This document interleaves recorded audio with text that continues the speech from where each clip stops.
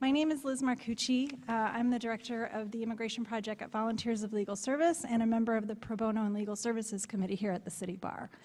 I'll be moderating today's panel, and we're very lucky to have the speakers joining us today, the Honorable Tracey Bing, who presides over custody, visitation, guardianship, orders of protection, paternity, child support, and objection cases in Bronx County Family Court. You can read more about our speakers in the materials that you got today because they're all very accomplished, and we don't want to spend the whole 2 hours talking about how awesome they are. We also are lucky to have Barbara Graves-Poehler, excuse me, Senior Counsel of the Appellate Division of the New York City Law Department and Chair of the Women in Courts Task Force at the City Bar. If you haven't joined a committee yet, this is a great one to join. And finally, Ron Younkins, who's the Executive Director of the Office of Court Administration. So without further ado, we will get started. Ron is going to start us off with a framework governing language access and interpreters in the New York courts. Oh, good afternoon. Can you hear me okay? All right, good. Very pleased to be here. We've done over the years a number of language access programs at the City Bar, and there have been a few times when we had more people on the panel than we had in the audience. So we're absolutely delighted to turn out here. This is an issue of great importance to the Chief Judge, to the Chief Administrative Judge, and to the entire court system. So we are absolutely thrilled at the response to this program and to the opportunity to talk about these really important access to justice issues. What I want to do today is to kind of set the table for the discussion by talking a little bit about how the New York State courts go about meeting the need for language access. First, a little bit about what the need is, although I suspect it's a bit of a self-selected audience who have some sense of what the need is out there, and that it is a really significant need and a growing need.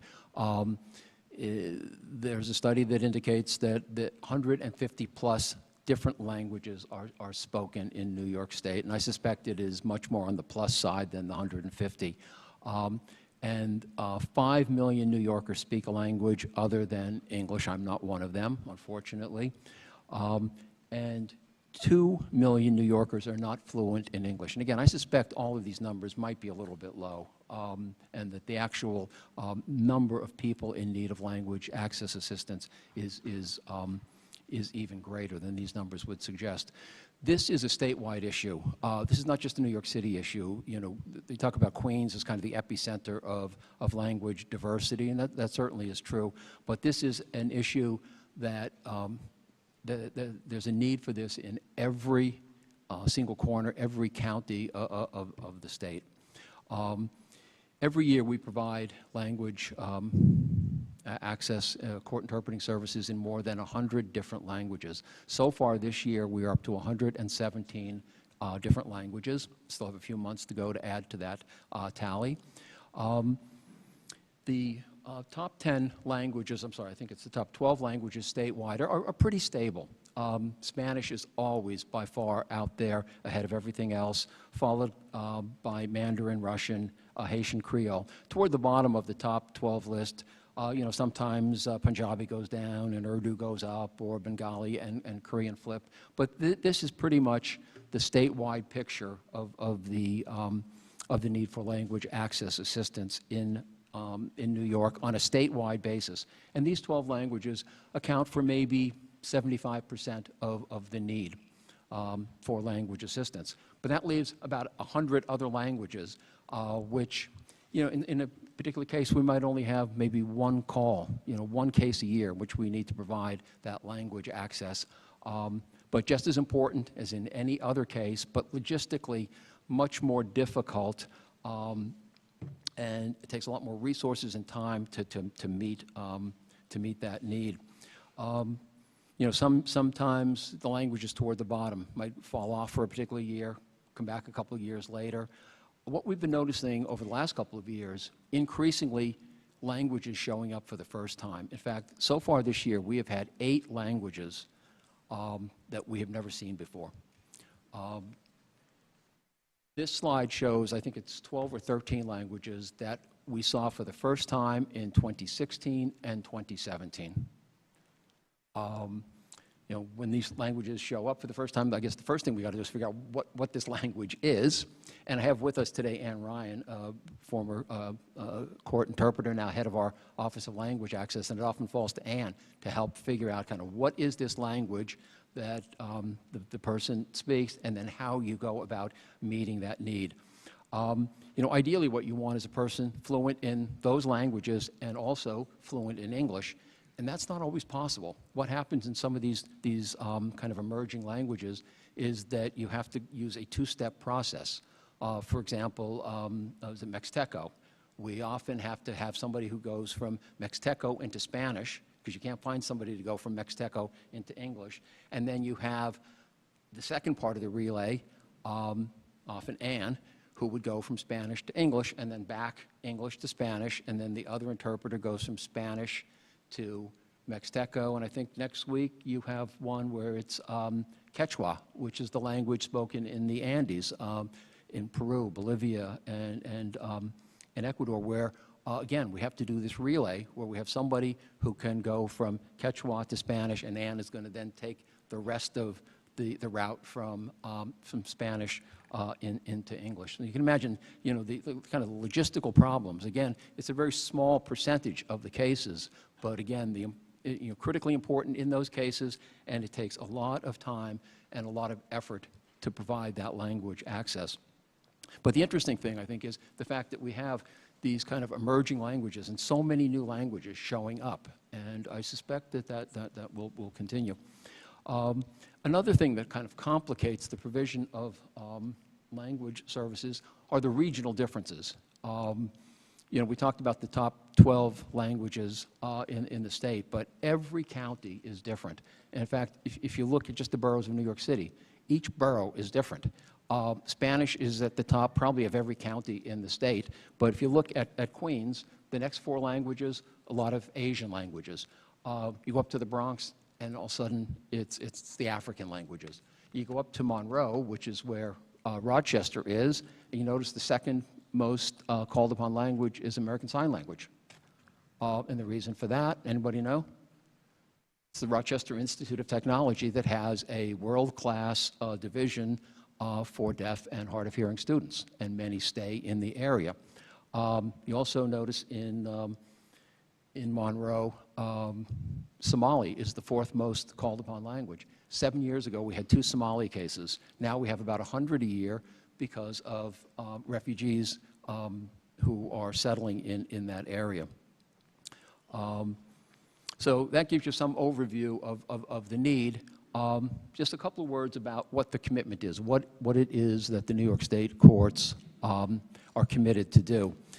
This is set forth in Part 217 of the Rules of the Chief Administrative Judge, which was issued a number of years ago and codified a long-standing practice of the New York State courts to provide free interpreting services in cases of all types.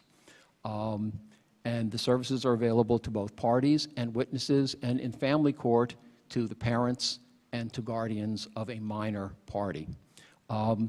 So it's a very broad rule and was way ahead of many of the other states. Many states, until recently, were charging people for interpreting services.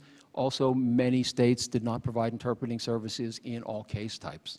But over the last couple of years, actually under the strong influence of the U.S. Department of Justice, many states have been moving toward the scope of services that are provided by the New York State court system.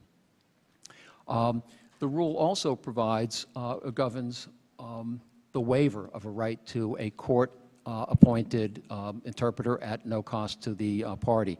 The rule provides that a LEP, a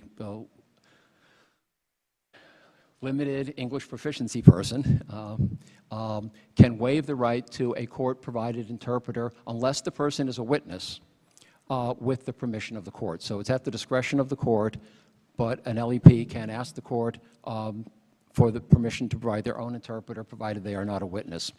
The third part of the rule governs the provision of interpreting services outside of the courtroom.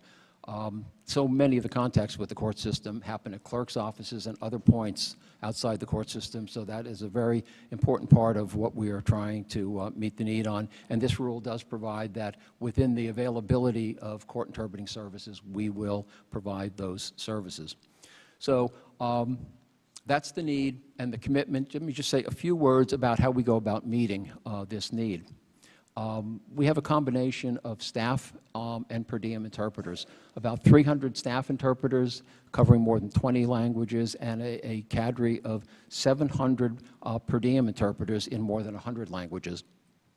All of these interpreters are carefully trained and screened. They all have to pass an English proficiency examination, and then we have oral examinations in foreign languages in, I believe, right now 22 different languages, which account for about 80% of the language demand. In other languages where we don't have the oral examination, we have other assessment tools looking at experience and so forth to determine if the person is indeed qualified to be a court interpreter. One of the key problems that we have, a logistical problem, is we have 1,000 available interpreters. How do you match up the right interpreter at the right time to, you know, the court proceeding, no matter where it is, in any of the 300 locations around the state?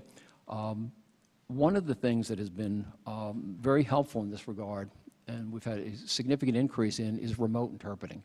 It's not suitable for all cases, lengthy trials, testimony, and so forth, perhaps not appropriate, but particularly for short appearances, very helpful in allowing us to avoid delays and to most efficiently use the available court reporters. I'm sorry, court interpreters. Preferably, we do this with video. And as people get experience, as judges, attorneys are getting experience with this, it is becoming much more accepted. One of the things I find very interesting is it seems to meet a very different need than the in-person interpreting. Spanish, no matter what category you're talking about, is the #1 most called upon language. But if you look on the right side of this slide, you'll see the next 4 most commonly called upon languages for in-person are completely different from the list of the languages used for remote interpreting. And interestingly, the second most commonly used language for remote interpreting is American Sign Language. Very effective for sign language, and also very helpful because we have a real problem in terms of being able to recruit enough sign language interpreters. So this is helping us meet a very significant need. I want to just talk briefly about the court system's action plan, which was just released a few months ago. I believe is in the materials that were given out. The complete copy, actually, the complete copy, of the great. action plan so is I in the urge you to materials. take a look at that. This is the 3rd action plan that we have issued in the area of language access. Every couple of years, we kind of reassess where we are and set forth kind of another plan about how to move forward. And I think this has kind of helped us kind of keep track of where we are and what is the best way to continue to make progress. The action plan, a little too fast, covers 9 different areas. The first is recruitment, training, and assessment of court interpreters. We're doing a number of things there. One of them is partnering with local colleges and universities to set up an internship program. In fact, tomorrow we have a group of 51 students from NYU, Hunter, Montclair, John Jay College, and other schools that will be starting at OCA on a program for which they get credit in interning in our courts, with the goal of encouraging people to consider careers in the court system. We're also going to be developing additional tests, particularly oral examinations, to make sure that the people are qualified for the job of court interpreter. In addition, we are taking a number of steps to more effectively manage the resources that we have, tracking the need for court interpreters, tracking the trends, demographic trends in terms of developing needs in different parts of the state, and also promoting remote court interpreting. Another area beyond the courtroom. Again, significant need outside the courtroom, and we have been greatly expanding the use of language line there. And also, we're going to be making a major effort to hire biliterate employees in non-court interpreter positions, so people in clerks' offices and other key points of contact with the public are able to talk to the court users. Also, the issue of providing access to the deaf and the hard of hearing community, kind of a very specialized subset of language access, and we have a whole set of plans on that. Training of judges, court staff, court interpreters, and also the bar is another key aspect of our plan. Promoting quality in this program. We're going to talk a little bit more about that later, but this is, inherently a difficult issue because of just the very nature of what we're doing, which is providing interpreting services in languages that most people in the room don't understand. But we have a series of action items that I think will help us strengthen the quality of our program. Working with the community, critically important both in terms of recruitment of court interpreters and also making sure that the communities know what the services are and what they are entitled to. Translation of court forms, of signage, and I'll talk a little bit later briefly about bilingual orders of protection. And then finally, not so much of a deal here, but outside the city, we have the town and village courts, where there are virtually no court interpreters available on a daily basis, and we are working with those courts to try to develop methods that are cost efficient to meet the needs in those courts. So again, it's in the packet, and I would encourage you to take a look at our action plan. Just wanted to talk about three things very briefly. One is our project with regard to bilingual orders of protection. Has anybody here seen any of our bilingual orders? A couple of people. This is a project we started about 2 years ago. We started with family court orders of protection, English, Spanish, then went into English, Russian, and English, Chinese. We have now issued over 18,000 bilingual orders of protection. They're interlinear, so that both the English and the other language are there. The other language is for informational purposes, but we think very important so that both parties, the protected party and the other party, understand what the order is requiring. We have, this is now statewide family courts and the integrated domestic violence courts. We've also started moving into city courts in Amsterdam, Newburgh, Kingston, and Buffalo. And the legislature heard about this and decided to get into the act, and they have codified what we were doing, gave a little bit of structure to it, and so under that legislative guidance, we are going to be continuing to expand both in terms of the number of languages and in terms of the courts in which we have bilingual orders. So we're very excited about this. We think it is just a very important thing, particularly for victims of domestic violence, to understand these orders, and we think there's been very good progress made on that. A couple of words about quality control. I talked before about, we as part of our action plan are doing a number of things to enhance quality control, but there are things that the bar, that attorneys can do that I think are very important to make sure that your clients don't get lost in translation. One of those things is preparation for the case. Often there's specialized vocabulary, specialized concepts, and it's very important to convey that to the interpreter, to the judge, so that the interpreter has time to prepare before the proceeding, so that they're not presented with kind of unfamiliar vocabulary, unfamiliar concepts. Also, very important, during a proceeding, and let me say, our interpreters are, for the most part, absolutely fabulous, but sometimes things go wrong. And it is very important, if something is going amiss, you have a feeling that something is not going the right way during a proceeding, very important, bring it up right then, have the judge address it, don't wait and talk about it later. Sometimes people come and tell us later, well, this happened. Well, administratively, there's nothing we can do later. Really important that you address problems as you see them at the time. Am I Well, running Ron, out of time? no, you're not running out of time. You're just stealing a point from the hypo. So I'm going to have to rein Oh, you okay, in I'm at this sorry. point as the moderator. No, Okay. no, it's all good. It's all good. I actually did have a question I wanted to Sure. ask you about the point that you made in terms of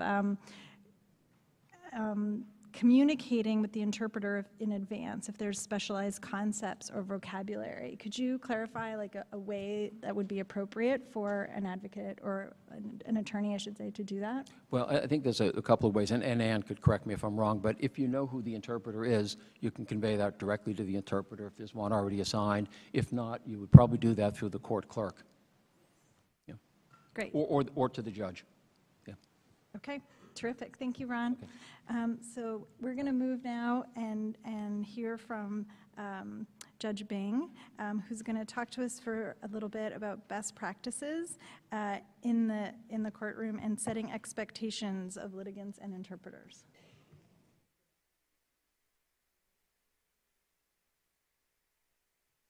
Good afternoon. Mic's on now. I'm grateful to be here today to discuss the use of interpreters in New York City courts. Language access is essential for access to justice and meaningful participation for litigants in our courts. New York City is a city filled with diverse communities where a variety of languages are spoken. Litigants represent many different cultures and nationalities. All litigants are welcome to resolve their conflicts in the New York State and New York City courts. That's important to say because we have many immigrants that come here from other countries and they're not sure about the process in the United States and New York City courts. Today I share some observations during my tenure in Bronx County Family Court, presiding over custody, domestic violence, visitation, guardianship, and special immigrant juvenile status matters. In my role as New York City Family Court Judge, it is my responsibility to create a space where everyone is heard and respected. Due process is the goal of every jurist hearing such sensitive matters that affect children and family safety and well-being. The New York City Family Court has a strategic plan where our core values include respect for all persons with whom we interact, fairness in our interactions with others, respect for and cooperation with our coworkers, integrity in our dealings with others, willingness to help others, and commitment to quality service. The court, during proceedings, may order investigations by the Administration for Children's Services, mental health services, probation, forensic evaluations by psychiatrists, for example, to obtain more information. The court may also assign free attorneys for litigants and their children upon request or the discretion of the court.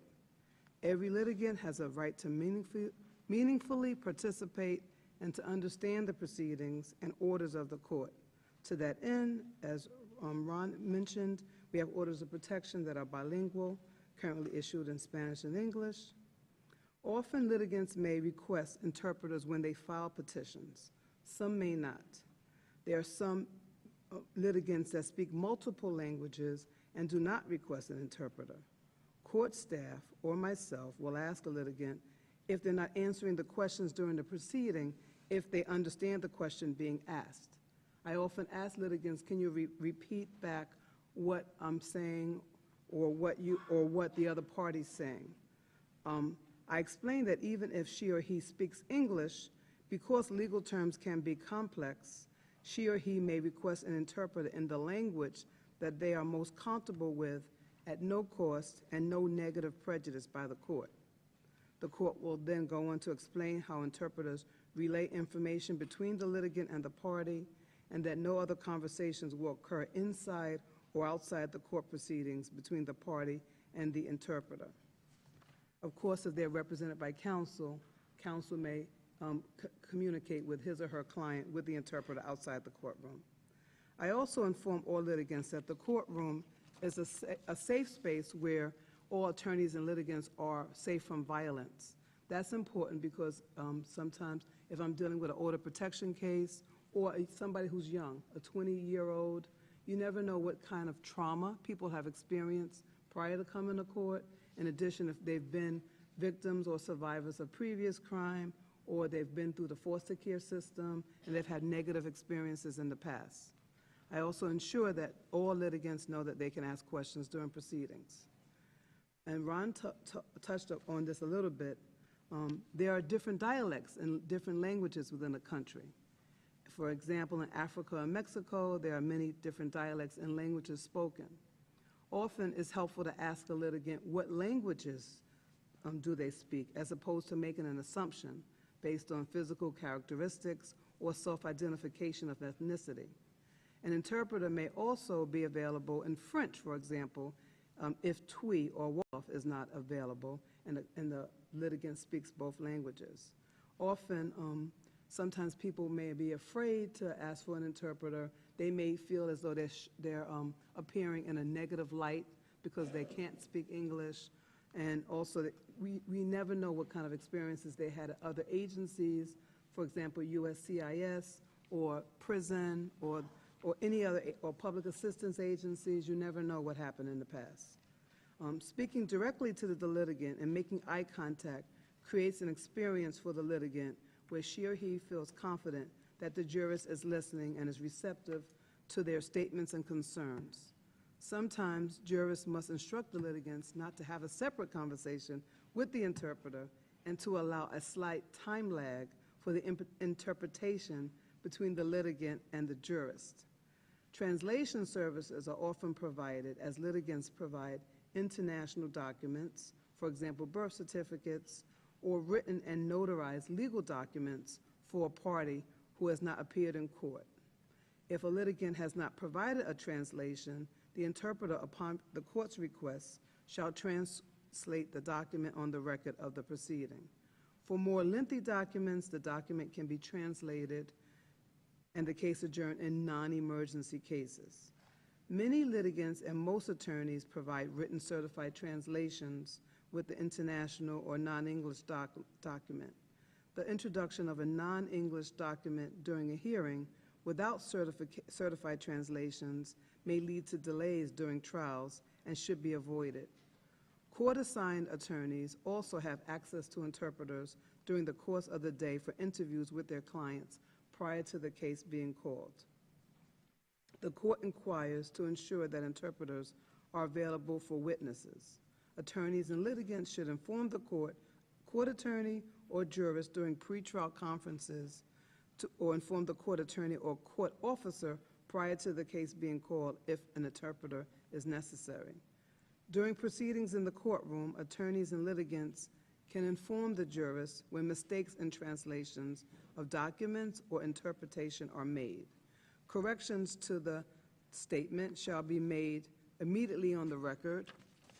Litigants and attorneys may also make a complaint with the clerk of the court or by emailing the court at interpretercomplaints@nycourts.gov. It is important to always schedule more time for hearings and settlement allocutions on the record when interpreting is required. Paying attention to facial expressions and body language is important when hearing testimony and assessing credibility of witnesses. It is important to allow time for the court or counsel to use interpreters to review and read reports and discuss information submitted in the reports. If the parties are pro se and there's a report from, let's say, supervised visitation or an ACS court order investigation, the court must read the reports so that the litigants will be able to know exactly what information is being presented to the court. New York City Family Court is a due process court that treats all litigants, attorneys, and court and agency personnel with respect so that all conflicts are resolved in a manner that allows families to move forward. Thank you. Thank you, Judge Bing.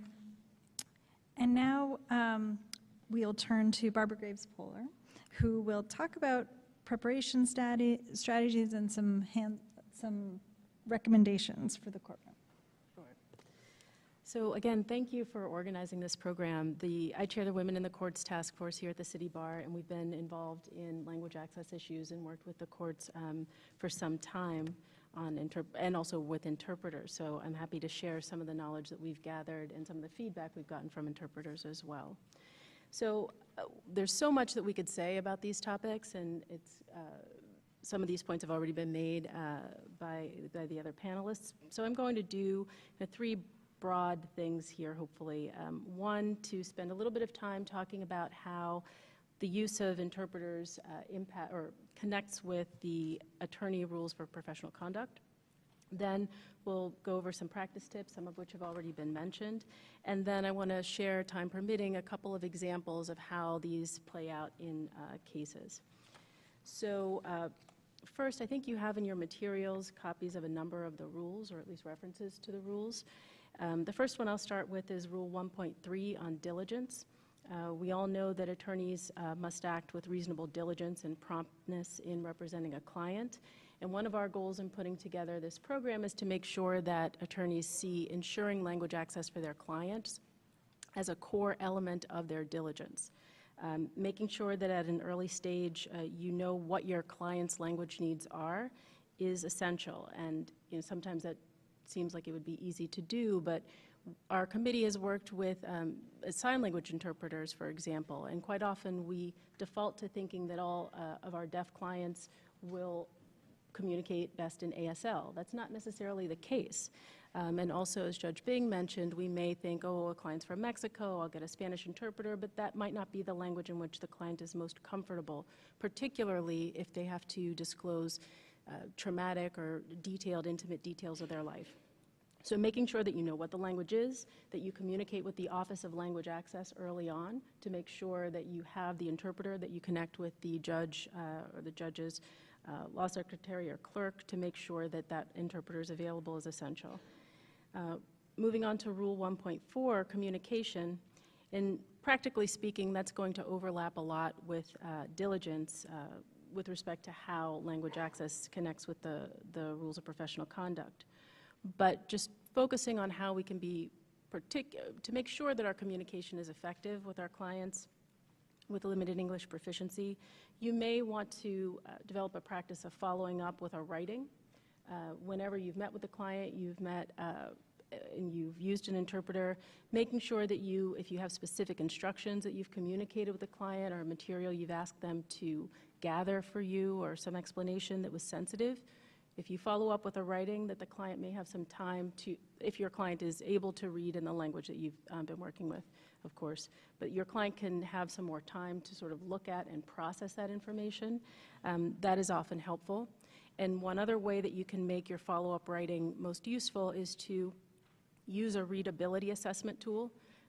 I know many, especially in our legal nonprofit organizations, we often are checking the readability of our documents to make sure that we're not using very complex sentence structure and to make sure that our vocabulary isn't so sophisticated that it will be hard to digest. But using an assessment like that in your follow-up with a client can also be helpful to make sure that, when you're working in the English of what you're saying and before you send it out, that language is not full of jargon or sophisticated structures that'll make it hard. And that goes without saying, too, that you don't want to just take your English follow-up and send it to Google Translate and cut and paste. Google Translate can be a very helpful starting tool if you forget a word, but that's not a replacement for a qualified human translator. Rule 3.2, moving on, delay of litigation. This is something that came up in looking through some of the cases where interpreter services were denied. The rule says that in representing a client, a lawyer shall not use means that have no substantial purpose other than to delay or prolong the proceeding or cause needless expense. In my experience and the experiences that we've heard in our committee, this isn't something that we've come across often, but it is something that some judges have been sensitive to. The idea of litigants seeking interpreter services as a form of gamesmanship. There was an interesting case out of the Kings County Supreme Court, a criminal matter, People versus Nachum, and it showed that on a number of occasions the defendant in that case had not used an interpreter and seemed to have communicated quite effectively, and then at a strategic moment asked for one for what the court perceived was only occasioned by his desire for delay, not really a need for interpreting. So obviously in complying with that rule, we wouldn't want to facilitate a client just seeking to delay when they really didn't need an interpreter. Rule 4.3, communicating with unrepresented persons. We all know that when there is a possibility of conflict, a lawyer should not be communicating with the unrepresented party. And I think it's enough just to note that there is no language. This rule is not restricted to people who are just speaking in English. So if you are a bilingual attorney and you have someone who maybe is an unrepresented tenant in housing court, for example, I know we were talking about family, but our discussion is sort of going beyond that as well. You want to be careful speaking with an unrepresented party who, just because you happen to speak the language, this rule will still apply. And then finally, Rule 5.5, the unauthorized practice of law. In working with interpreters, we do not, as attorneys, want to ask the interpreter to explain legal concepts to our client. It's our job to explain the law or explain issues to our client, and the interpreter is there just to interpret our words, not to give legal advice. So moving on to some preparation strategies. I know, we have already talked about a lot, and quite frankly, a lot of the preparation that we need to go into working effectively with interpreters and with clients with limited English proficiency is the same preparation that we need to really be an effective lawyer for all of our clients, just maybe requires a bit more time and attention. The first thing that comes to mind is to really know, if you are about to prepare for a hearing, know your client's testimony. We're obviously not coaching our clients as to what to say. We're not putting words in their mouths. But when you're preparing, particularly even if you do know the language that's being interpreted, but especially if you don't, the only way that you're going to be able to discern whether or not there's been some inconsistency or error in the interpreting that happens is if you really know what your client intended to convey. And so when you're preparing, it's good to ask your client a couple of different ways to describe things. Maybe if they're able to physically demonstrate to the extent that some motion or action is essential to what they're testifying about, have them show you, not just tell you, if they're able to, because then if there's some discrepancy, as hopefully I'll get to in a minute, you'll be able to pick up on the fact that maybe a word was not conveyed effectively. Focus your attention on the witness, not the interpreter. Slow down. Avoid acronyms and jargon. Make sure that you wait for the interpretation to be fully rendered so that not only is the interpretation clear and the record clear, but also, as I'll get to in a second, that gives the finder of fact an opportunity to assess the impact, particularly of your question, on the witness before there's some other distraction. Streamline your questions. Try not to have overly complex questions with lots of dependent clauses and multiple negatives. You don't want confusion about your words to appear like, to make it seem as though the witness is evading or being evasive in his or her answer. And then, as we've already alluded to, make a clear record if there is some interpreter concern or the suggestion of error.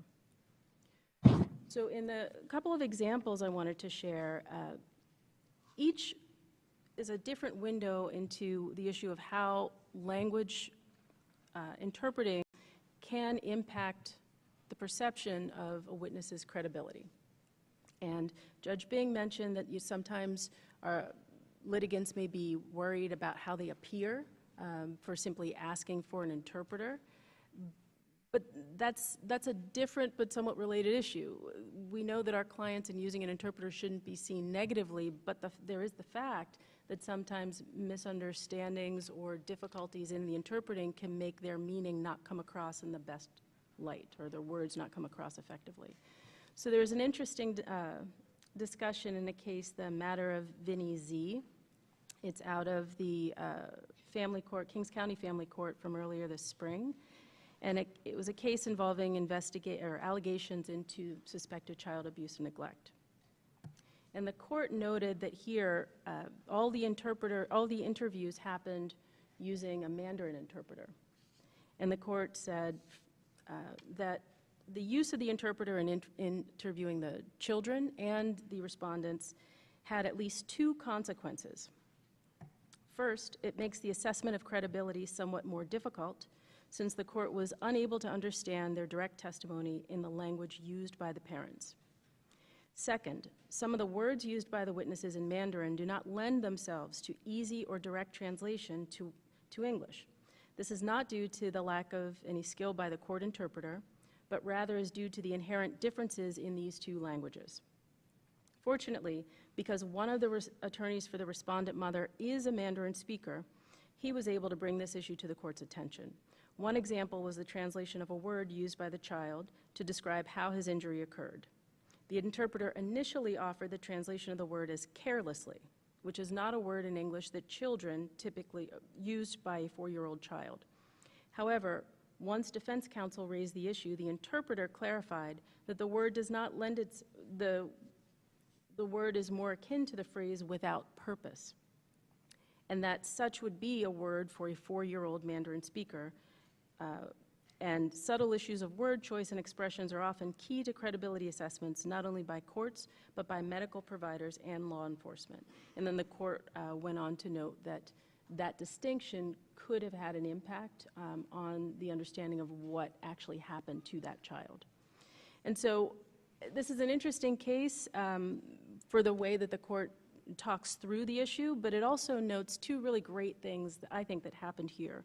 One, the interpreter actually explained what the word was in Mandarin and why it was hard to interpret.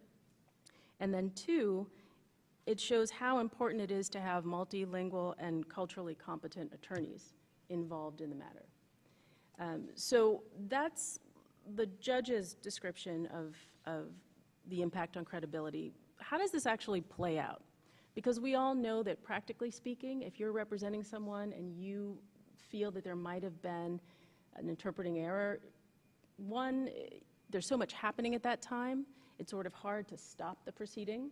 Two, you really don't want to criticize the interpreter. We all understand what a very difficult art they're actually engaged in at that time, and it's also very demanding. So I just wanted to give an example of a time or some testimony where maybe it could have been handled a bit differently, and then perhaps we can talk about it as we go through our hypo too.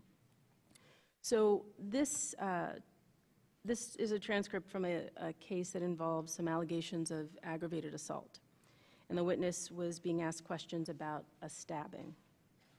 The first question was, when you saw the person who you said stabbed the victim, did he have the knife initially, or did he have to get it from somewhere? Yes, from somewhere. He asked his friend for it. Where did the friend get it from? From his bag. From his bag? The witness nodded. From bag. Yeah. The interpreter stopped and said, sorry, the pocket. And he continued. You just testified that someone took a knife from his pocket, right? I think it was from here. When you say from here, what are you referring to? And then the witness actually physically demonstrated, she pointed, but the court couldn't see. But you testified here in court that they took the knife out of a bag, right? Well, a bag, the same. So to you, a pant pocket and a bag is the same? Yes. Did any of the people who were hitting the victim, did they have a bag? All of them had a bag because they were all wearing pants. I just said a bag. Did any of them have bags? Yeah, they had book bags. And then it kind of goes on and on. Now, I think there's some nods happening because we're thinking of bolsillo or bolsa and thinking in Spanish of how maybe that could get confused for pocket and purse or pouch or book bag. But this struck me as a place where it would have been more effective for the attorney to stop and actually get on the record what word was actually at issue. Because clearly the attorney could tell there was a discrepancy over pant, pocket, and bag. But I think this is a great example of how, sometimes when something is moving, we don't stop. To stop and put on the record what the word is, I actually think the Spanish word, and to spell it out for the record would be effective. and then to take a break to figure out whether or not the witness is being interpreted effectively. I think that's a great tip. So I think maybe I'll rest here. I don't know if I have more time. You are doing great. Oh, Everyone's been super punctual. I'm really pleased as the moderator. So I think that's terrific, and all of that has been really useful, and there'll be more opportunities as we're going through the hypo for you to share any other practice tips that you have or reflections on some of the rules. And just to reiterate that the materials should have been emailed to you, including the decision that Barbara just mentioned, as well as some other materials that we're going to cover in a really wonderful article that I think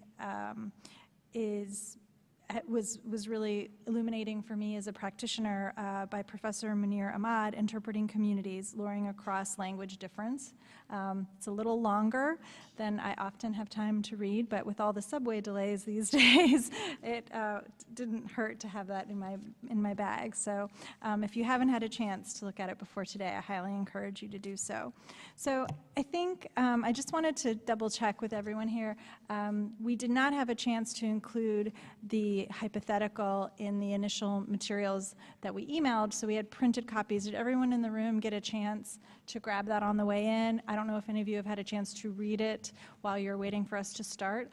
But I think at this point we'll maybe move into starting with the hypothetical and wrestling with these issues a little bit deeper. So I'll just, if you haven't had a chance to read it, I'll try to briefly skim through it. Jill Justice is a family law attorney who works at a nonprofit. She's been trying to learn French for years. In the high-stakes world of family law representation, time is of the essence. Jill represents Marie, a monolingual French-speaking client. Jill has arranged to meet Marie in the evening to accommodate her client's grueling work schedule.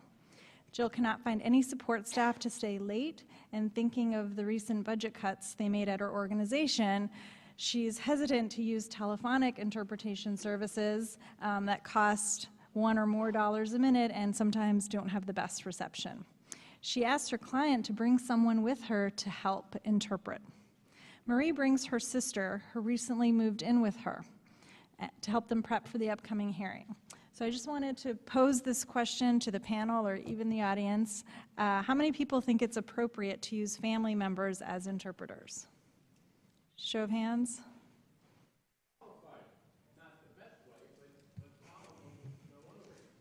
Okay, so we have not a lot of hands went up actually in that situation. Anyone on the panel want to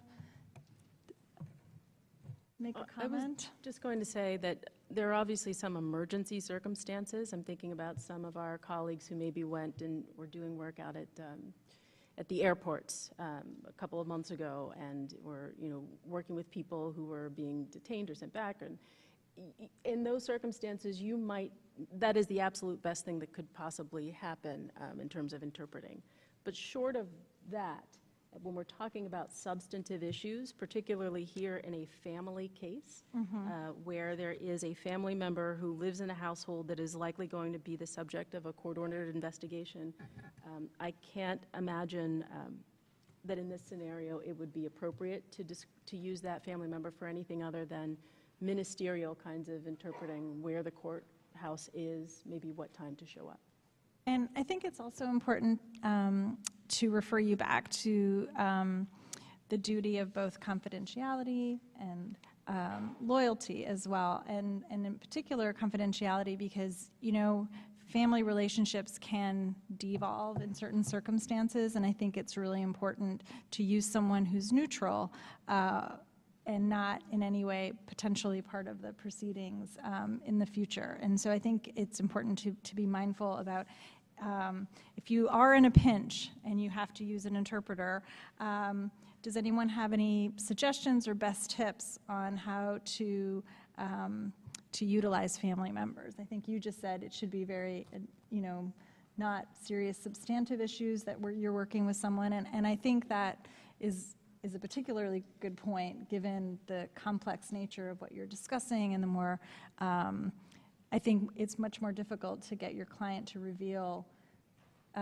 information to you when there might be a family member present. So I think when you're starting to think about your duties of professional responsibility and competence as well, are you jeopardizing your ability to get the information from your client that they may or may not reveal? I know I've worked with a young person who, when he first came to talk to us, did not disclose prior contact with law enforcement, and that was because his grandmother was present and she was trying to file an application for him. So in that case, we were looking, because I practice immigration law, they were both involved in that application, and they needed to I was representing both of them to some extent. Although one person was my client, I'm still speaking with both of them. We're talking about the case openly, but he was definitely more embarrassed to admit that there was an incident at a store in front of the person. So it could really compromise your ability to effectively represent your client if you are using family interpreters. And so you proceed with caution, I think, is how we will frame that. So we'll move back to the hypo. At the New York Family Court, Marie and Jill arrive for their second hearing. Marie is the respondent in a custody case initiated by her mother, Jeanette, who petitioned for custody of Marie's 2 children who were 9 and 14 years of age. In addition to Marie's mother, also present are the judge, the court staff, the attorney for the children, and a court interpreter that Jill requested on behalf of her client at a prior appearance. Marie's mother has filed her case pro se, and she has stated that she prefers to proceed in English. However, when the judge asks her questions concerning who lives in her home, she responds with the address. I'm going to pause there. If anyone would like to address, does the judge have a role here, potentially? Certainly. This is on green. This is an example of when, one, I would step up and ask the litigant, can you repeat the question that the interpreter just asked you? So I want to see if there's a disconnect right there, step one. And secondly, I would explain the role of the interpreter and ask, right now you're using this language. It could be Spanish, it could be French in this example. Are you understanding what the interpreter is stating? Is French the language that you speak? Are there any other languages that you speak? Are you having a problem with the interpreting? Are you nervous? And just go through a series of questions to try to, and also explain the role of the interpreter. And in this situation, if it's, first I wanted to point out that normally the children are not in the courtroom. Sometimes there could be a chance if the attorney, and there would be attorneys for the children. So if the attorney for the children asks the 14-year-old to be there or the 9-year-old to be there for a special reason, that may happen. But most times they would be interviewed in camera with the attorney. But this is a perfect example of why you have to really let the litigant explain what's happening and not just and the interpreter, because sometimes maybe she misunderstood the question. Maybe she's nervous. Maybe she wasn't paying attention. So this is where I have to step up and make sure everything's going okay. If things are not going okay, then this is a chance where, for example, maybe it's not the proper language for her, then we would get another interpreter. Maybe she's not understanding that interpreter. We can get another interpreter. Maybe she's not having a good day. There's a million things that could happen, but that's where I would step up just to make sure. And I would also ask, does she want an attorney? Because one, when people come to court, they're not sure what to expect. They don't know, is there going to be a hearing? Is there going to be questions? And that's another role of the court, to explain what we are here for today. These are the petitions before the court today. So I really would need to understand what's happening and let the litigant explain and let her know that, or let her know, Ms. Jeanette, let her know, you're not in trouble, just explain to me what's happening right now for you. Thank you. I would just add, I agree with Judge Bing about that, and would also note that I think it's in the materials. We have a best practices for judges card. It's a bench card that has a lot of good information for the bar as well as for judges. And this actually addresses the issue we're talking about. If there's no request made for an interpreter, but it appears that there is a problem understanding, we have, some sample questions as to how one would kind of probe into whether or not the person understands. And if the judge doesn't pick up on it, is not as sensitive to this as Judge Bing obviously is, the attorneys should say, we'd like some questions asked to make sure that the person really understands what is going on in English. So again, I suggest you take a look at the bench card. It's kind of just a good two-page overview of everything you need to know in 3 minutes about court interpreting, including the assessment of the need for an interpreter. I guess we didn't need the whole 2 hours today, then. Just kidding. Okay. As the hearing moves forward, Jill begins to ask the list of questions she had prepared with her client. She notices Marie furrowing her brow and hesitating more than usual before answering. Her intonation seems different as well. The interpreter is speaking very quickly, and Jill can barely grasp what is being said. But she starts to think the interpretation of the questions is much longer than she expected. So I think this comes back to both the point Ron was making and you as well, Barbara. What, if anything, should Jill do in this moment? She's noticing her clients. You were talking about being really in tune and alert to facial expressions, and I think you were touching on something. If you see something that you're not sure is going right. Yeah, absolutely. If something is going awry when there's an interpreting session going on, make a record of it immediately. Bring it to the judge's attention on the record and try to probe what is going on. Perhaps, as had been suggested, might be interpreted with like the wrong dialect, or it might be that there's confusion about the vocabulary or certain concepts. There's a lot of things that just could be easily addressed if you raise it with the court, and it's really important to do that immediately as soon as you see something that just doesn't seem right. And again, I would refer you to the bench card, because there's a section here about assessing the performance of a court interpreter. And it's really designed to not kind of give a grade after. It's kind of how you assess it actually in real time while the session is going on. How the kind of signs you would look for to see if maybe something is amiss. For example, kind of a discrepancy between the length of time something takes in English and the length of time it takes in another language. Now, sometimes that's explained by differences between languages. But that's like one thing you want to be kind of on the alert for.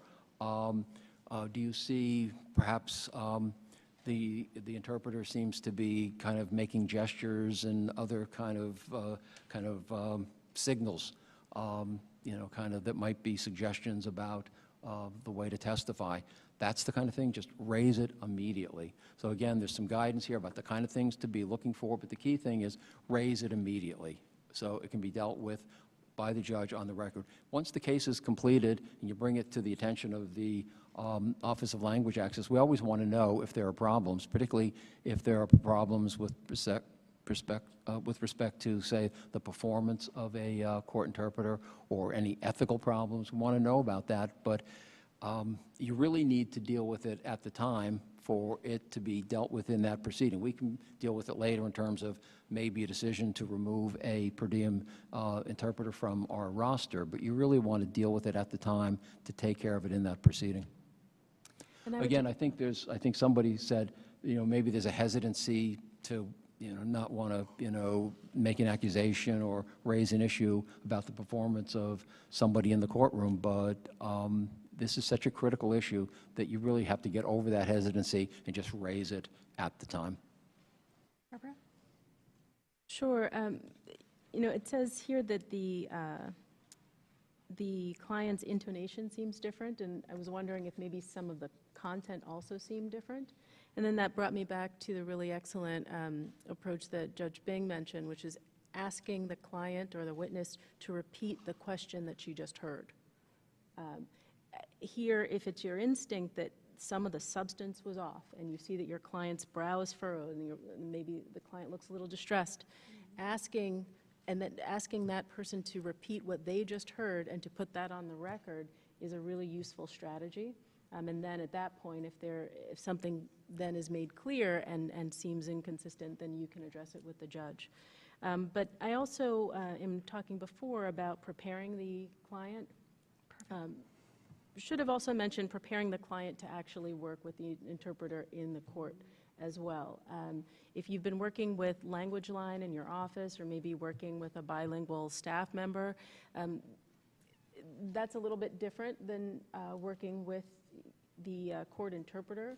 And so it's good to have at least a brief conversation with the client about what the interpreter's role is, and that if the interpreter is someone they know, if the interpreter is someone who might be known to say the person they've accused of domestic violence, if the interpreter says, gives them information that sounds different from what we have talked about, then some way stop and let me know, or ask the court to have a minute to speak with me as your attorney, or in some way communicate with the client that they should be on the lookout for bias and inappropriate interpreter behavior. Yeah, I think that's a very important point for the attorney to tell their client who needs the court interpreter. If there's something you feel uncomfortable with, if you're confused, you don't understand something, raise it immediately. Raise your hand. And in fact, again, referring you back to the handy bench card, we have a suggested script for the judge to go through before a session with the court interpreter, explaining what the role of the court interpreter is, and also directing the LEP. If there's something you don't understand, if you're confused about something, raise your hand and tell me, the judge. Just tell me directly. Really important that that be reinforced by the attorney as part of the preparation. Just one other thing about the preparation, where you know, maybe during the proceeding you're hearing things that might be a little different than you had been expecting. You know, going back to, I think, the first of the hypos where you had a relative doing the prep, I think that's another problem, where you have not a professional doing the kind of the preparation, and then, you know, not maybe using the right vocabulary. That's not the best way to get somebody prepared to go into a formal court situation and to be, you know, working with a professional court interpreter. Excellent point. Just one more point on that. I thought it was really interesting in the hypo where, you know, Jill Justice doesn't want to misuse her organization's limited resources. Right. And, you know, I see a lot of attorneys from nonprofits here, and we can all be really sensitive to that. At the same time, that's what those resources are for, and there's really no more important use for you to, you know, connect with Language Line so that you actually understand your client's case. That you understand what, you know, before you go into court. That is part of your effective representation, and so it's really important for all of our attorneys to know that that's not a waste of resources just because it's not in the courtroom. There's no way that you're going to be able to kind of police what happens in the courtroom if you haven't used those resources in your office. That's great. Yeah, I think, you know, I know that we're always very conscious of those things, those of us who do work at nonprofits, and you always hear about budget cuts, and you sort of try to cut corners, and this is not an area to cut corners if you can. I would agree with you there. And I think the point about prepping the client, I know when I'm working with clients, I definitely set up a plan of how they're going to ask. If they're confused about a question, we go through that process of, you know, asking for something to be repeated or asking for something to be said in a different way. Because I certainly did have, not my client, but my client's family member who was testifying in a case told me afterwards that because we had prepped, she knew the questions I was asking, and she admitted that she understood my questions in English better than she understood the court interpreter who spoke Fulani, but it was a different dialect from a different country. That terrified me, and luckily everything went fine, since, you know, we had prepped a little bit, but not to the extent that I had prepped with my own client. And so that was a really big wake-up call for me about how critical it is to really make sure that you have a plan in place, that you've explained the procedures to your client, because they are probably nervous. So some of the facial expressions might be related to just being in court, but at the same time, if you have worked with them before, set up a plan of how to deal with some of those issues if they should come up. So we'll continue with the hypo. The judge asked Marie a few follow-up questions, including asking who takes the children to the doctor and school meetings. The judge then determines that the case needs to be adjourned to obtain school records, including the 9-year-old child's Individualized Education Program, or IEP. She also orders an additional court-ordered investigation, also known as a COI, which is a home visit conducted by a social worker or children's services employee, because Marie's sister moved into the household during the course of the proceeding. Jill has to rush off to another hearing, so she doesn't speak to her client immediately after the hearing, except to set a follow-up appointment to prep for the next hearing. At the subsequent meeting, Jill finds out from her client that the court interpreter advised Marie to say she was the one who takes the children to the doctor, when in truth, other family members take care of this for her because Marie is usually working during those hours. So this is obviously the worst case scenario, and you might think there's no way that a court interpreter would ever do that. Does anyone disagree? Yeah, that's right. So I think the first question is, should Jill report the interpreter to the judge? When? Right, you're finding out after the fact, right? When is the question? When to report? Yeah, should she, and can she now? Is it too late?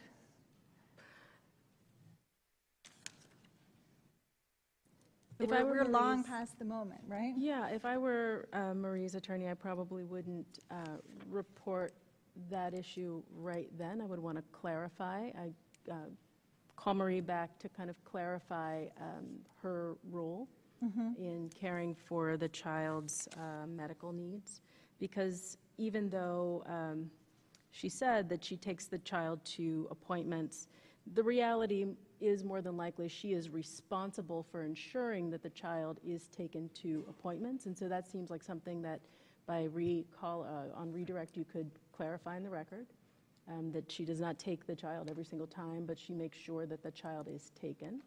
And then, I mean, I'm curious to hear what the others think, but I'm sure that a lot of attorneys would be really hesitant to report in the midst of the proceeding that issue in a way that would make their client seem untruthful.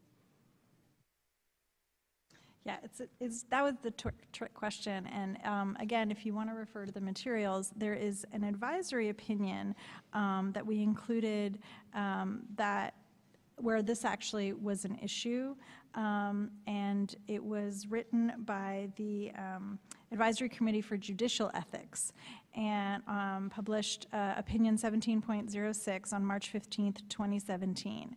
And so the question was whether the judge is ethically, in this case, the lawyer did report the interpreter, who also happened to be an attorney, but was not serving as an attorney in that capacity in that particular matter.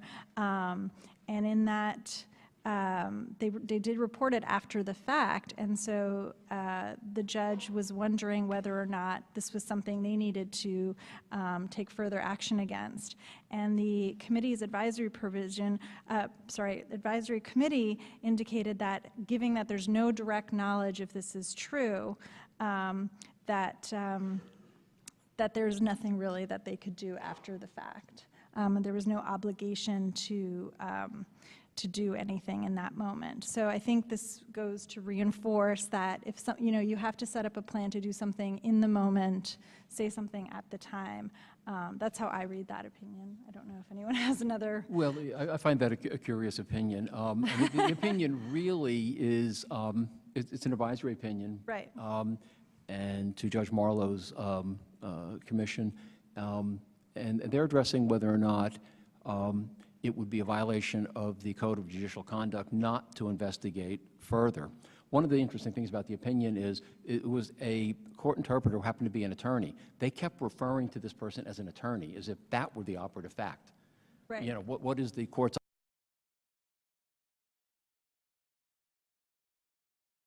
I think that's a great tip. Thank you, Barbara. Sure, however we get it is fine. But again, I would say as soon as possible. Sometimes we go to events and people say, well, 6 months ago this happened. And what I always say is tell us right away. Don't wait. As soon as something happens, give us notice so we can get in and investigate before memories fade, before it's just too late to really find out what happened. And I think, Barbara, I wanted to bring you back to a point I think you were starting to talk about in terms of your responsibility to the client and clarifying on redirect what your client may have misstated based on that interaction with the interpreter. Are there any other professional responsibility rules that Jill should consider? I'm starting to think about our newer rule of candor to the tribunal. Is that implicated here, do you think? Or conduct before the tribunal? I don't have the rule in front of me. Oh, it's okay. It's Rule 3.3, Sure. and I can read over that particular rule. I just mean more generally speaking, but I know that as in terms of the client-lawyer relationship, that if a lawyer shall not knowingly make a false statement of fact or law to a tribunal or fail to correct a false statement of material fact or law previously made to the tribunal by the lawyer, and then we go down, or offer or use evidence that the lawyer knows to be false. So I think if we're talking about testimony here that you now know might have been false, that if the witness offered something material, I think is the first point. Right. And that's where I think you were starting to talk about clarifying that. And Right. I mean, I guess I'm already feeling a lot of allegiance towards Marie here. Right. I'm wondering, I mean, it's arguably material here. I think at the end of the day, Marie is responsible for ensuring that her child attends appointments. Maybe since she's working, it's probably her insurance. She's reviewing the payments. She's making sure there's transportation. So while she should clarify and thinking about the broader implications of this rule, I would be inclined to clarify on redirect. I don't think that, I mean, certainly the lawyer didn't knowingly misstate any material fact. The lawyer did not encourage, or this lawyer at least, did not encourage Marie to lie or to be even in a small way untruthful. So I think it should be clarified, but I wouldn't, it should be clarified. That's I great. just don't think it's so false that I would be extremely concerned. It should just be clarified. so I guess we have a little wiggle room with whether it's material, and good lawyers are going to use that. But then I think we're also going to think also about part of the rule indicates you should take reasonable remedial measures, right, which can include disclosing it to the tribunal. But again, if there's a way that you can handle that through a clarification on redirect that isn't necessarily waving a red flag and starting to call into question your client's credibility or all these other issues, I think that is a great strategic way to be doing that. Just one thing. You have a bit of a conundrum there. If you're not telling the court what the interpreter did, but you're trying to just clarify the record, you still got that interpreter in the room that you now have reason to kind of mistrust, and that's the person who's translating the testimony that you're trying to, kind of clarify. So Right. I'm not sure how you deal with that, but I think it could be very tricky, and I think if maybe Jill Justice wants to disclose this interpreter's behaviors, but maybe the client is now, I think that was my next question. What if you're talking this through with your client and the client says, oh, no, I don't want to get someone in trouble. Maybe they are from the community. They don't know each other personally. That person was trying to help me. I don't want you to report. I think I've certainly been in different types of scenarios where there was in different types of situations where the clients do not want to file a complaint because it, A, could affect them personally, or there's other different hesitations to report misconduct. And so if the client does not agree with Jill's decision, can Jill disregard her client's wishes and report? Which is a tougher one. And if it's helpful, the rule that I was thinking of in a case like this as well is Rule 1.2, again, looking at the client-lawyer relationship. And the scope of representation and the allocation of authority between the client and the lawyer. And what is your role there in terms of how you take action on behalf of your client's wishes? And so you are in a conundrum. I think that was a good word for it, where there's a tension there between your duty to represent your client zealously and all of these other factors that are now coming into play here. So obviously, I think we're all going to use our lawyering skills to explain to you, convince your client and work with your client to make the right decision that's going to impact her case most effectively. I think this is also a place where you can respect the client's wish to not disclose what happened in her case, and perhaps have someone else from the organization or some other liaison to the court system identify that there are concerns about a particular interpreter to put the system on notice. But you can do that without, violating Marie's wishes. Great. So we covered a little bit about the judge's role, unless anyone has anything to add on that, if it is reported. But we're going to finish with our hypothetical before we get to our questions. Marie also advises Jill that the person conducting the COI did not speak French and that she came alone. The investigator directed all of her questions to Marie's 14-year-old son and communicated only through him. Marie's son told her that the investigator asked him if he hated always having to interpret things for his mom, since she couldn't speak English. Marie is very upset that this person is going to be writing a report that will influence the judge in her case. How does this compare to the use of Marie's sister as an interpreter? Anyone have any thoughts on that? Well, first, if this information is shared in the report, then this report cannot be used or considered by the court. If the report is submitted to the court with this information, this is not a report that the court can use based on the fact, firstly, when ACS, the Administration for Children's Services, goes out to homes, they have an obligation to also provide language access. There are mayoral rules, there are different sets of rules, but firstly, this is a report that the children are interviewed, Marie is interviewed, and the 14-year-old son is a child, which the court is making a decision about what's in that child's best interest. So that's inappropriate right there, because a child should not be hearing what his mother is saying in a custody case about him.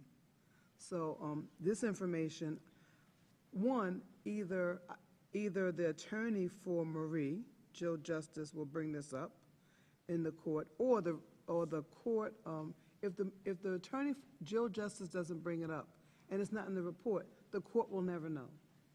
Now, this is the reason why when the reports are submitted and attorneys get a copy of the report, they have an opportunity for an adjournment to review the report thoroughly with their clients.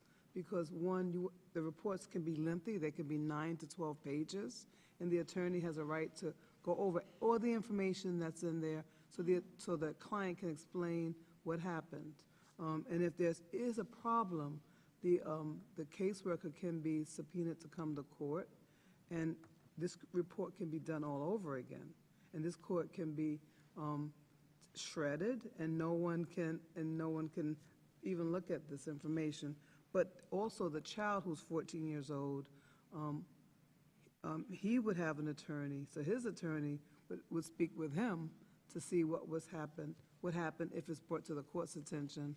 But this would be a major problem in terms of information gathering by an agency, and the child being involved as a child in the case.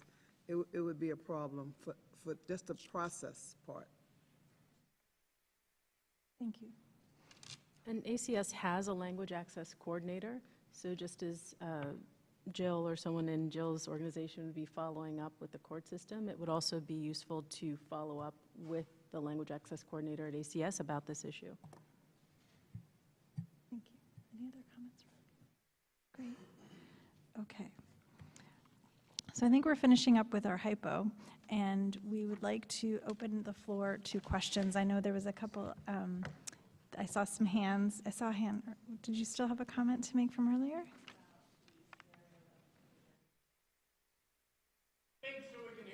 I'm going to repeat, sir, I'm going to repeat her question, so if you can just hang tight. Thank you. Scenario that was presented earlier where the interpreter kept saying bag, that's something where if it's at all possible, it's good to know what that particular litigant's nationality is, because in Spanish, depending on where you're from, it can mean pocket or it can mean bag. So if I know, for instance, that as a Spanish interpreter, that litigant is Mexican, I know that when he's saying bolsa, he's meaning pocket, not bag. Great. It's just a matter of knowing the nuances of the language and what usage each term has in different countries. Right, the idioms vary greatly amongst all the countries, so I think that's really important to have those distinctions made early on. Yeah, and if it's something that can be conveyed to the interpreter very quickly before a proceeding by an attorney, it's very helpful. Great, so like a pretrial conference, would that be an appropriate place? Or Right. just, okay, great. I think there was another question back there. Just if you can wait for the mic, that would be great. So we were discussing the oath card, and I understand that's through OCA. Is there also a state governing agency that governs court interpreters or workers with ACS? Is there a code of conduct similar to how the New York State Bar Association has attorneys register and renew registration? I'm sorry, no. For our per diem interpreters, it is just, passing the requisite tests and the assessment, the training and so forth. There is no other governing body with regard to the per diem court interpreters. I'm not sure about interpreters in other areas, like for ACS. I'm sure they have their own code of ethics and so forth, but what I was talking about was just for the court system, and there's no other governing governing body, and the code of ethics is our own code of ethics.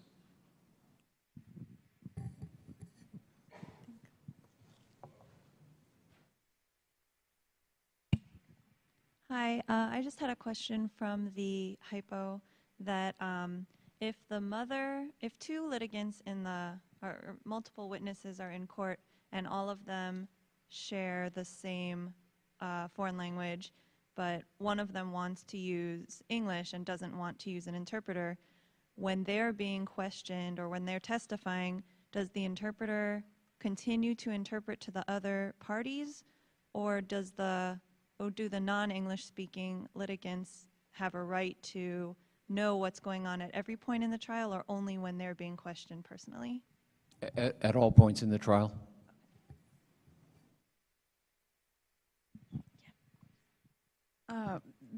My question arises as a part of the hypothetical also.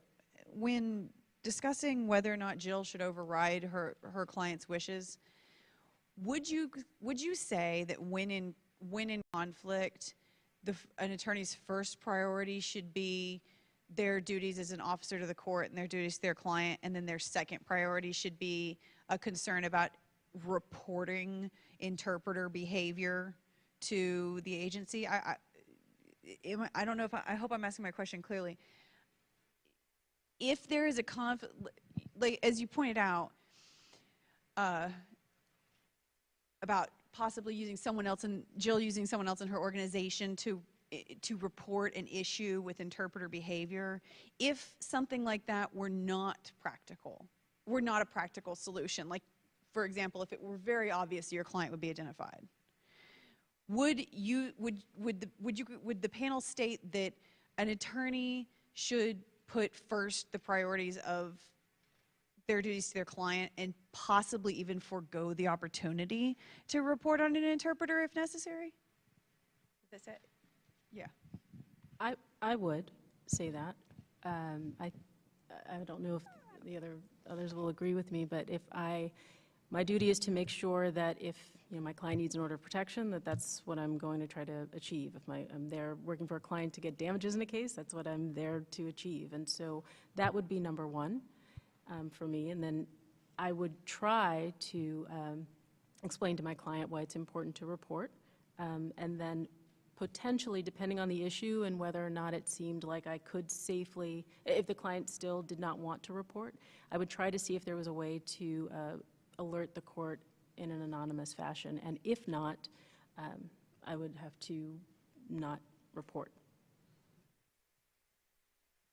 Yeah, I would say from my institutional perspective, I think I'd be very reluctant to say to an attorney, you should, tell us regardless of your client's wishes. But I would say try to be creative and find some way to let us know. Which is, I think, what Barbara was saying, is like try to figure out a way to get that information to us. Yeah, I think that was a really creative workaround. And also when you're explaining to your client the impact that will have if this is not the last of the hearings, and by not addressing it, the impact that it could have on the desires of your client in terms of the resolution of their case, by not switching to get a new interpreter if that's what's required. I'm assuming that's an option. Yeah, and also the importance in terms of making sure this doesn't happen in other cases. Right. That you don't have somebody who is willing to violate very important ethics. There's so many ways to get this information to the court. Some are more direct, obviously, if Jill picked up the phone. But at the same time, we're all here at the City Bar talking about these issues. There are committees that work on access to justice here at the bar all the time. There are also affinity bar groups, for example, and I'm thinking of that because I know we heard about one Haitian Creole interpreter who was being inappropriate with a number of DV clients. By different family members that could help the client, and they sort of added like aunts and uncles and all of these other extended relatives that are not in the statute. And so I had to correct the interpreter and remind the interpreter that they're supposed to be interpreting what I'm saying directly and not, I think there is a fine line where you're adding examples for context to ensure understanding compared to, sort of just running with, their own understanding of it. And so it's a tricky area. I think we're all learning, how to be better at this all the time. And I think it's really important and wonderful that you all are here today trying to improve that practice in your own work. I just wanted to see if there are more questions. Oh, great. This is wonderful. You had a question, sir? Sure.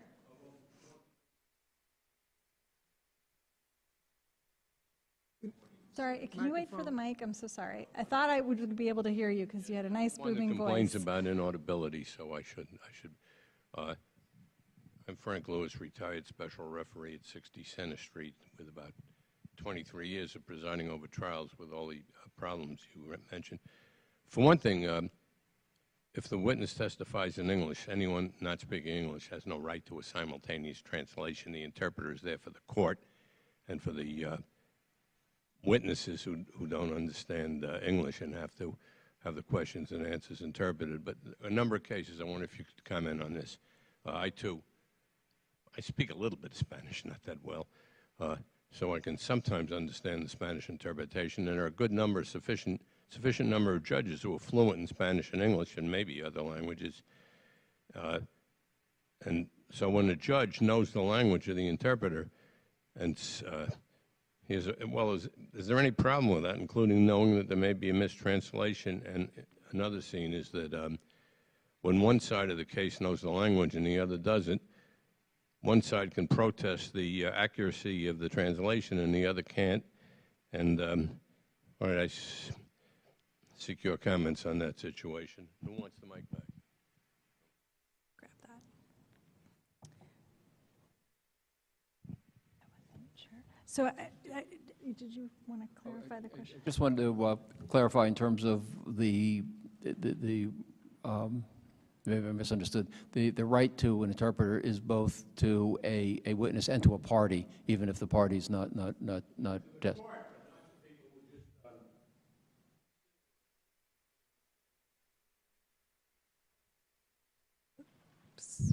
Yes, certainly to.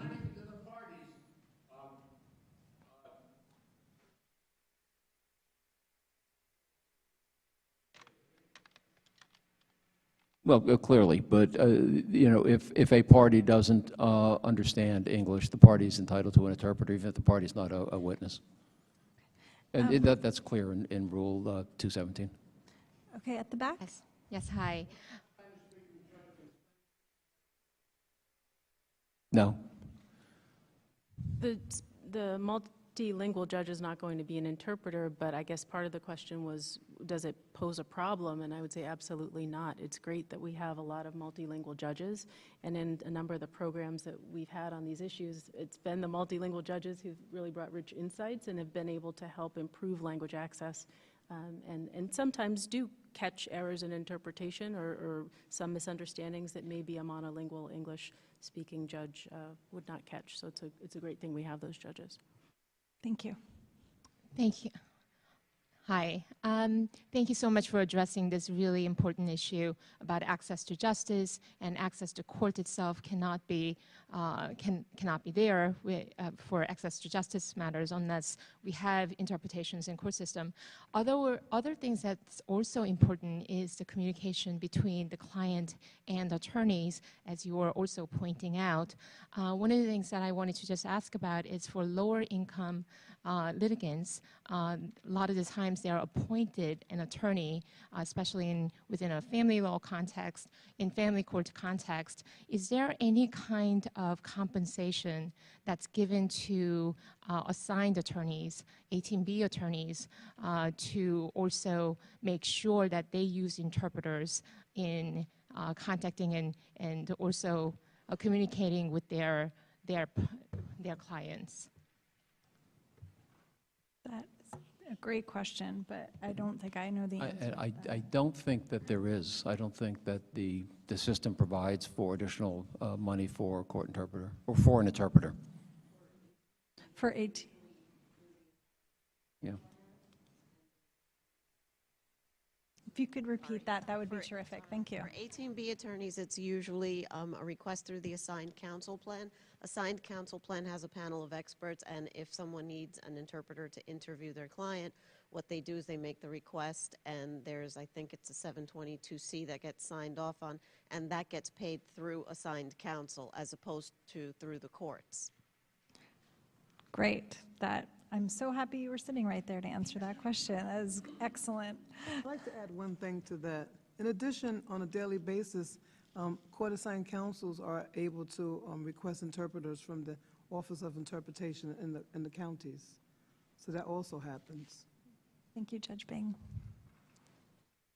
My question was, if there's a situation where a witness is testifying as to a conversation, for example, that took place in another language, perhaps with a party to the case, it seems that it would be appropriate for the lawyer to insist that the testimony be given in the language that they're testifying it occurred in, rather than allowing the witness to provide their own interpretation into English of what was admitted or stated by the party. But I'm not sure I've always seen that that's enforced or required. Is that right, that if you're representing the party, for example, you could try to insist that the witness provide their testimony, even though they may be bilingual or fluent in English, that they provide their testimony as to what was said in the language as it occurred at the time? I think if you wanted to, it sounds right to me. Yeah, I would think that would be kind of an evidentiary issue for the judge. That's really kind of not within the kind of the purview of the kind of language access program. That would be kind of at the discretion of the judge, I would think. Can you give a little bit more context to that example?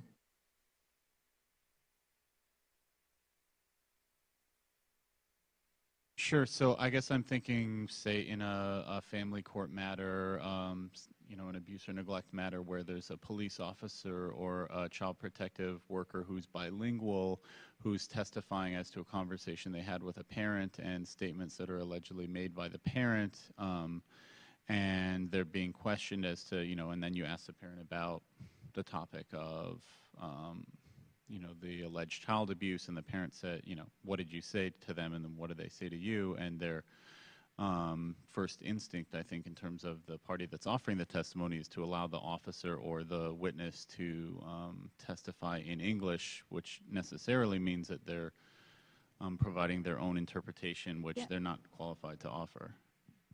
Couldn't the attorney then also follow up and just ask, well, you described that conversation, in this manner. Were those the exact words used? Yes. So was the conversation conducted in English or Spanish? Could the attorney kind of walk through that process?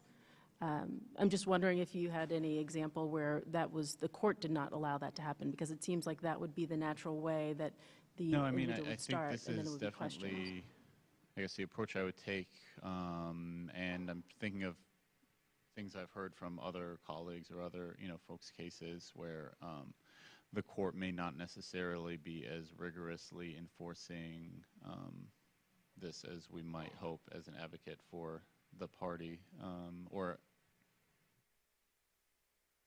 Well, I think just in representing, say, a parent who's being accused in that circumstance, and you're trying to sort of undermine the credibility of that individual who's reporting as their own interpreter, I think there could be a lot of really interesting questioning about, well, what word was used? Do you remember it? And kind of, probably the person doesn't remember the exact word, and it would kind of undermine what they were saying. So I think there are a lot of ways you could address it.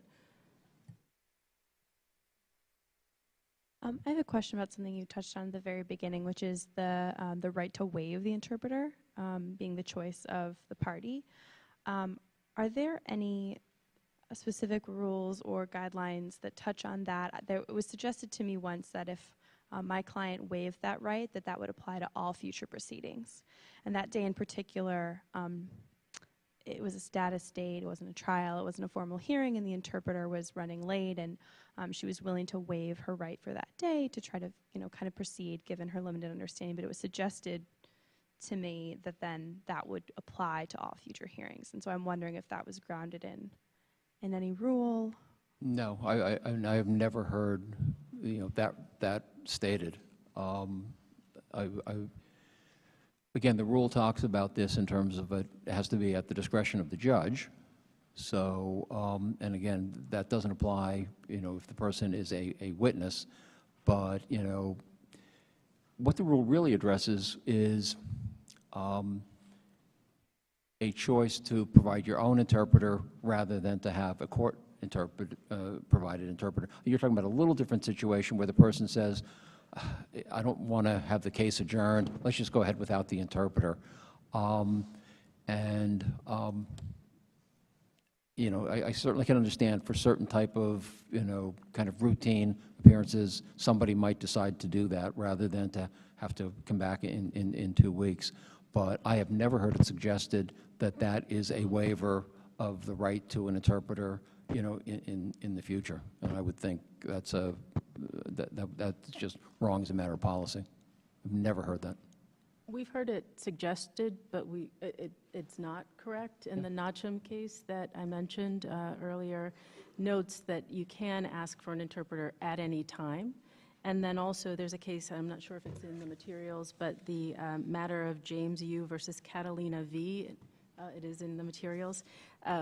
There it talks about when a judge decides to discontinue interpreter services, that the judge may determine that the interpreter is no longer necessary, but it doesn't mean that you waive at the outset your right to an interpreter, and you also can make a record for why it's the witness needs or the party needs that interpreter to come back. So that's not though we've heard of that happening, you don't waive your right just by proceeding once without the interpreter. I was going to make the same point. Just make a record. If that happens, the judge says, well, you didn't ask for an interpreter at, the last status conference, so you can't have it now. I would say make a record.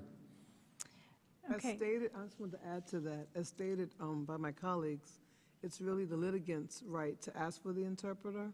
And sometimes if it's just a conference, if the case is just on for service, they may feel comfortable.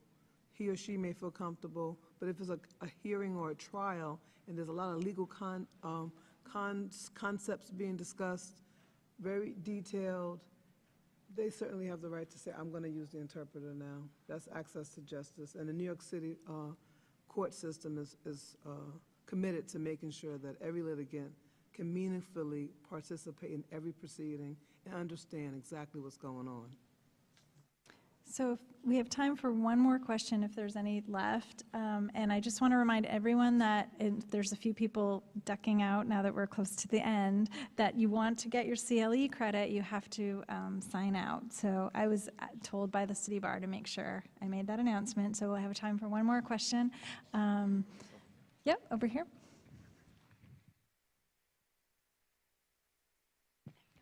Thank you. It's actually two quick questions, and one, landlord-tenant. I haven't heard anybody mention anything about landlord-tenant, but in landlord-tenant court, sometimes I'm in the hallway, I'm talking, let's say, with a Mandarin interpreter, through a Mandarin interpreter to my client, and they'll tell me afterwards that the Mandarin interpreter is actually interpreting and admonishing and giving advice sometimes in between the interpreters.